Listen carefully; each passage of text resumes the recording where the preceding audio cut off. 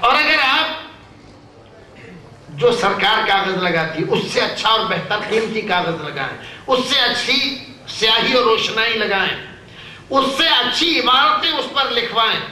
ہماری سرکار 3 زبانیں اس پر لکھ رہی ہے تو آپ 10 زبانیں اس پر لکھوا دیں، لیکن سرکار کے نوٹ سے تھوڑا سائز اس کا بڑا ہو، اس کی لمبائی چوڑائی الگ ہو، اس کا رنگ الگ ہو، اس پر جو مہر لگے وہ الگ ہو. آپ لے کر جائیں 500 کا روپیہ ہے بھائی دے دیجیے گا، تو کوئی 50 پیسے بھی دے گا؟ آپ کو نہیں دے گا. ایسے ہی دین کا معاملہ ہے. ساری بدعتیں رسول اکرم صلی اللہ علیہ وسلم کی کسی سنت کی آڑ میں، رسول اکرم کی محبت کی آڑ میں، بزرگان دین کی عقیدت کی آڑ میں، اولیاء کرام کی عقیدت اور اس کے جذبات کی آڑ میں پھیلائی جاتی ہیں. اور تبھی وہ بیچارے سادہ لوگ جو مسلمان ہوتے ہیں وہ ان کے یہاں قبول ہو جاتی ہے. کہا ٹھیک ہے بھائی، رسول اکرم سے تو ہمیں بھی محبت ہے تو یہ کام کرو. وہ کرنے لگ جاتا ہے بیچارہ بغیر یہ سوچے ہوئے کہ واقعی یہ محبت ہے بھی یا مجھے محبت کے نام پر دھوکہ دے رہا. رسول اکرم صلی اللہ علیہ وسلم کی ایک حدیث جو ہمارے بعض بھائی کہتے ہیں نا کہ اس میں حرج کیا ہے. ہمارے کسی عزیز کا انتقال ہو گیا تیسرے دن دوسرے دن بعد اور دنوں میں سارے محلے میں بلاوا کر دیا گیا، بھائی قرآن خوانی ہے، سب تشریف لانا. عورتیں بھی آ رہی ہیں، مرد بھی آ رہا ہے. آج کل مردوں کو تو زیادہ فرصت ہے نہیں، عورتیں بیچاری زیادہ اس میں حصہ لے رہی ہیں اور بڑی عقیدت سے بڑی محبت سے بچوں کو لے کر کپڑے وپڑے ٹھیک ٹھاک پہن کے قرآن خوانی کے لیے جا رہے ہیں. کس لیے؟ اگر وہ جنت سے ادھر رہ گیا ہو تو قرآن پڑھ کے زبردستی اس کو اندر کر دیا جائے. چاہے اس آدمی نے زندگی میں اپنے قرآن نہ پڑھا ہو، اب اس کا انتقال ہو گیا، اب یہ لوگ زبردستی پڑھ کر اس کو اندر کر دیں.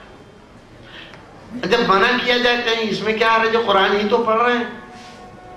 اللہ کے بندو، قرآن جس کے اوپر نازل ہوا، قرآن جس نے سکھایا، قرآن جس نے سمجھایا، اس نے تو قرآن خوانی کی نہیں.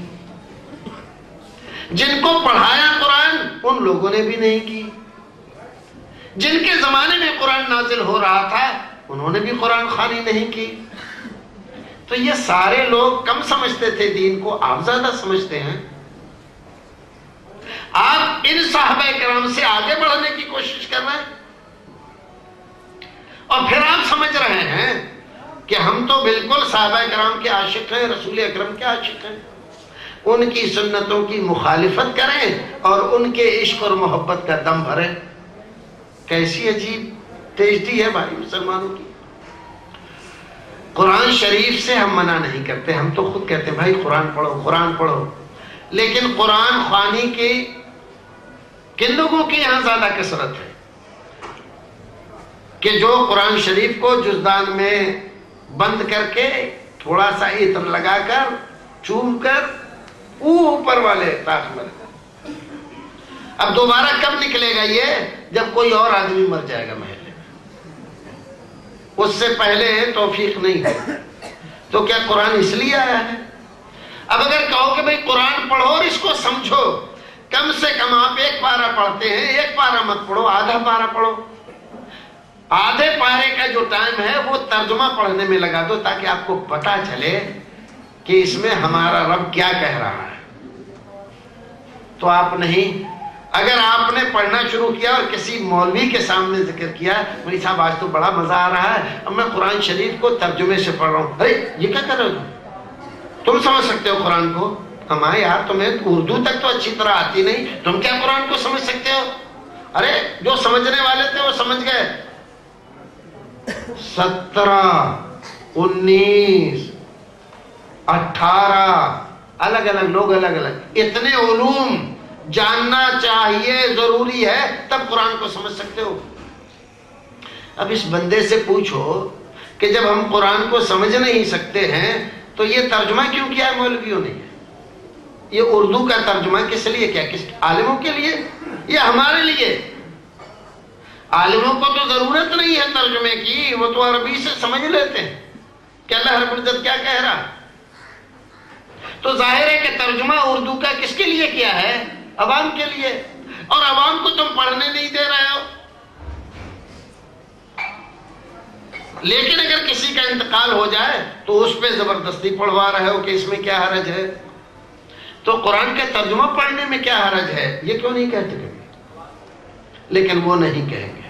کیوں؟ اس لیے کہ اگر وہ ترجمہ پڑھنے لگا اور اسی طرح سے ایک بار بھی قرآن پر پورے پہ نظر اس کی چلی گئی تو کسی جال میں نہیں پھنسے گا، کسی پھندے میں نہیں آئے گا، آزاد ہو جائے گا، ہماری پکڑ سے نکل جائے گا. اس چکر میں اس کو نہیں پڑھنے دیتے. بھائیو، یہ جو حرج کی بات آپ کہتے ہیں نا کہ اس میں کیا حرج ہے، سب سے بڑا حرج تو اس میں یہ ہے کہ ہم رسول اکرم کی سنت کے خلاف کریں اور یہ سمجھے کہ اس میں کوئی حرج نہیں ہے. جو آدمی رسول اکرم کی سنت کے خلاف کام کرے اور پھر یہ سمجھے کہ کوئی حرج نہیں ہے، وہ بہت بڑی جرات کا کام کر رہا ہے. حضرت علی رضی اللہ تعالیٰ عنہ، علی ابن ابی طالب رسول اکرم صلی اللہ علیہ وسلم کے داماد، حسن و حسین کے باپ، حضرت فاطمہ کے شوہر نامدار، عید کی نماز پڑھنے کے لیے جاتے ہیں. ایک آدمی آیا اور آ کر اس نے نیت باندھنا شروع کی تو انہوں نے پکڑ لیا. کیا کر رہے ہیں؟ کہا کہ وہ سنت. کیسی سنت؟ عیدگاہ میں کوئی سنت نہیں ہے. ارے بھائی تو نفل نماز پڑھ رہا ہوں. کہنے لگا ان اللہ لا یعذبنی علی صلاۃ. آپ کیوں روک رہے ہیں مجھے؟ جیسے ہمارے زمانے میں کہتے ہیں اس میں کیا حرج ہے؟ اگر 2 رکعت پڑھ لیں، ابھی وقت ہے، 9 بجے نماز ہوگی، ابھی 8:30 بجے، آدھا گھنٹہ ہے، اگر 2-4 رکعت پڑھ لیں گے تو کیا حرج ہے؟ بھئی تھوڑا اللہ اللہ ہی کر لیں گے نا. نماز میں ساری دعائیں ہی دعائیں ہیں، تو اس وقت کو اگر ہم نماز میں لگا دیں تو اس میں حرج کیا ہے؟ بات تو سمجھ میں آتی ہے. ہمارے زمانے کے اعتبار سے تو حضرت علی رضی اللہ تعالیٰ عنہ غلط کر رہے تھے. اور اس آدمی نے بہت معقول بات کہی کہ اللہ رب العزت آپ منع کر رہے ہیں خواہ مخواہ. اتنا میں جانتا ہوں، یہ تو مجھے پتا نہیں کہ یہ سنت ہے یا سنت نہیں ہے، لیکن میں اتنا جانتا ہوں کہ اللہ رب العزت نماز پڑھنے پہ مجھے عذاب نہیں کرے گا. حضرت علی رضی اللہ تعالیٰ عنہ نے جواب کیا دیا؟ فرمایا کہ ہاں یہ بات تو تیری صحیح ہے، اللہ رب العزت تجھے نماز پڑھنے پہ ثواب عذاب نہیں دے گا، لیکن جو تو رسول اکرم صلی اللہ علیہ وسلم کی مخالفت کر رہا ہے، اس مخالفت پر اللہ رب العزت تجھے ضرور عذاب دے گا. نماز پڑھنا برا نہیں ہے، لیکن رسول اکرم صلی اللہ علیہ وسلم کی مخالفت یہ بہت بری بات ہے. اللہ رب العزت کسی عمل پر ثواب تبھی دیتا ہے جب رسول اس کو کرے یا کر کے بتلائیں یا کرنے کا حکم دے.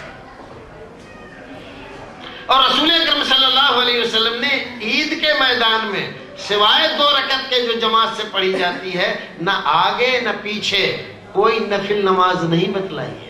اب اگر تو پڑھے گا تو رسول کی مخالفت کرے گا اور اس مخالفت پر اللہ رب العزت تجھے ضرور عذاب دے گا.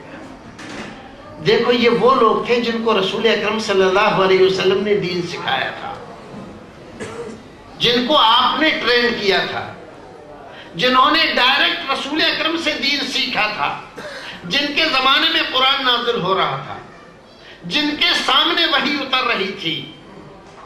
انہوں نے دین کو سمجھا کہ دین اصل کیا ہے؟ رسول اکرم صلی اللہ علیہ وسلم کی فرما برداری کا نام ہے. اگر آپ کی فرما برداری بندہ نہیں کرتا ہے تو اس کی نماز، اس کا روزہ، اس کے حج، اس کی زکوٰۃ، اس کا تلاوت قرآن، ساری تسبیحات تحلیلات سب بیکار ہیں.